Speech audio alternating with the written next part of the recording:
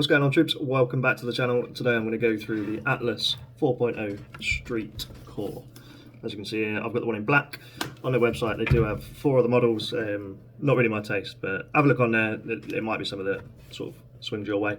I just think they're a little bit mental, the other designs, hence I went for the black, so I'll be taking you through that one.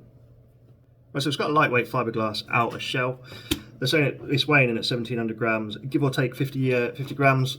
Surprisingly, even though it is a lightweight fiberglass shell, it's coming in at 100 grams heavier than the Atlas Carbon. That's coming in at 1600 grams, give or take. So even though they're advertising it as a lightweight, it's a little bit heavier than the Carbon. Right, so if we head over to sharp.dft.gov.uk, it's a new website that it's got like a huge list of helmets. It's ever increasing as well. They just run loads of safety checks on the helmets, and you can check how safe the helmet is that you've got or you're looking to get. So it's quite a handy tool. So if we do go over there, put in Ruroc, find your model, get your Atlas on there, Atlas 4, do a search, come up over there, Ruroc Atlas 4, click on that, and then it will show you. It's got a little key there, so very good, all the way down to pour. So as you can see here, the Ruroc's actually showing up as green all across the board until you hit 8.5 meters per second on impact, and it's only then just dropping down a couple of bars to the orange there. If you really want to explore this and get right into it, you can click more, learn more about Sharp there, and it'll tell you the extent of the testing they do. But it's just a handy little tool that if you are looking to get a new helmet, always bang it into this, and you can see how safe your helmet is. If you look inside, you've got your standard expanded polystyrene inner shell.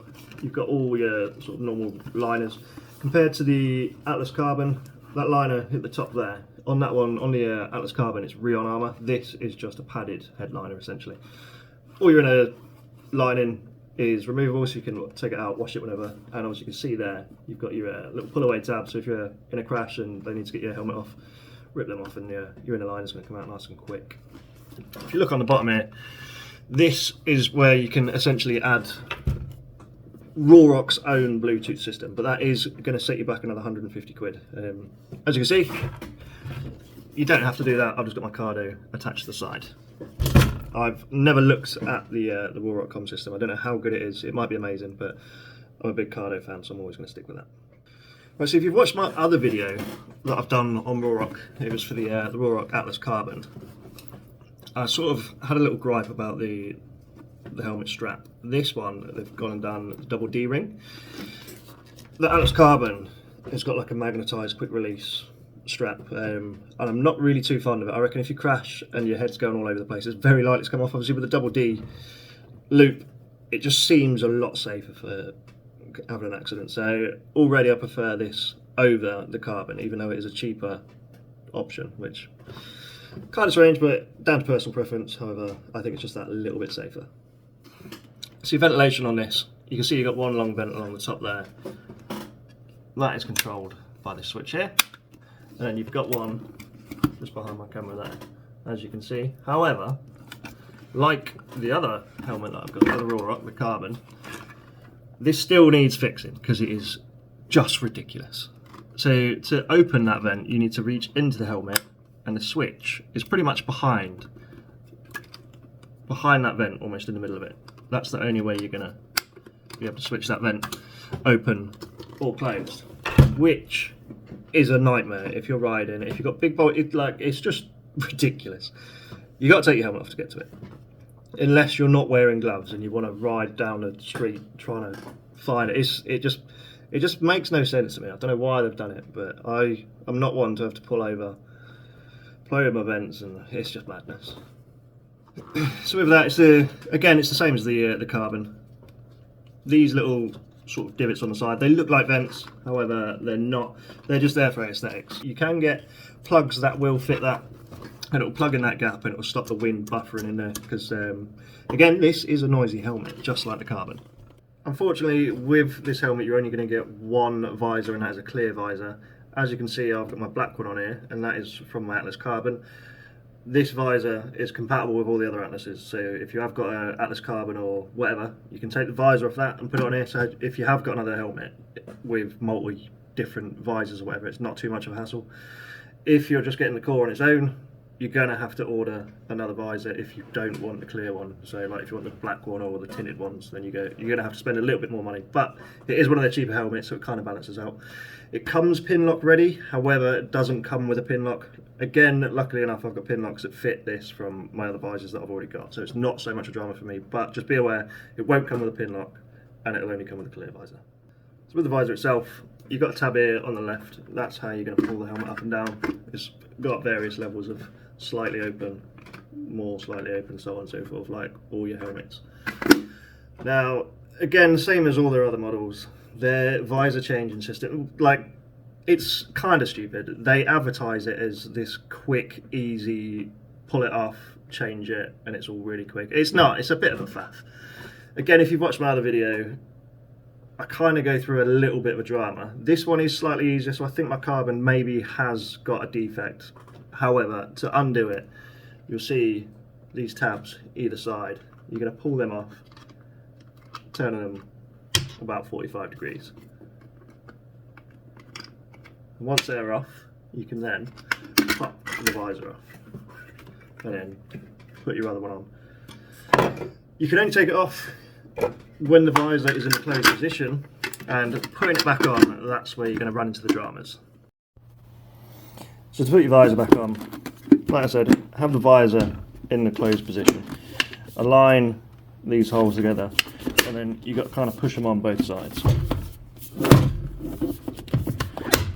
Using quite a bit of force. Putting these in, they'll only go in one way. There's little notches in there, there's little nipples on this. Putting that on, locking it off 45 degrees, and then doing the same with your other one. Obviously when you're changing your visor, it's quite easy to drop these. They'll ping off all over the place. Like I said, with the carbon one, I'm pretty sure I've got a knackered one because it's quite hard to change.